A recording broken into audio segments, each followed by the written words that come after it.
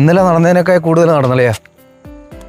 വയ്യ, എല്ലാ ദിവസവും ഈ കിടന്ന് നടന്ന് കുഴഞ്ഞ്. നമുക്ക് വീട്ടിലെങ്ങാനും വെച്ചിട്ട് എന്തെങ്കിലും എക്സസൈസ് ചെയ്യാം. ചെറിയ പിള്ളേർ വരെ ഇപ്പം അറ്റാക്ക് വന്ന് ചാവുക. ശരിയാളിയാ, നമ്മുടെ ആ സുരേഷ് മരിച്ച് നീ അറിഞ്ഞില്ലായിരുന്നു?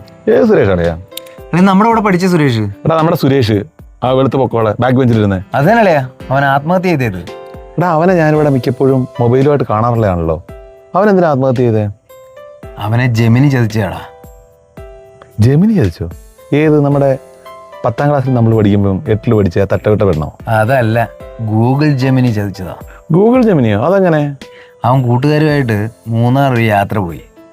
അപ്പോൾ അവിടെ ചെന്നപ്പോൾ ഇവൻ്റെ കാമുകി വിളിച്ചിട്ട് പറഞ്ഞ് അവൻ്റെ ഒരു ഫോട്ടോ എടുത്ത് അയക്കാൻ.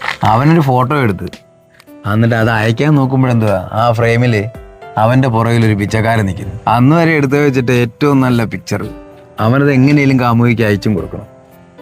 അവനെന്ത് ചെയ്ത് ഈ ഫോട്ടോ എടുത്ത് ഗൂഗിൾ ജെമിനിക്ക് അയച്ചു കൊടുത്തു. എന്നിട്ട് അവൻ പറഞ്ഞ് ആ ഫോട്ടോയിൽ നിന്ന് ആ പിച്ചക്കാരനെ റിമൂവ് ചെയ്യാൻ. എന്നിട്ട് ഫോട്ടോ തിരിച്ചു വന്നപ്പോഴെന്തുവാ, ഫോട്ടോയ്ക്കകത്ത് അവനില്ല.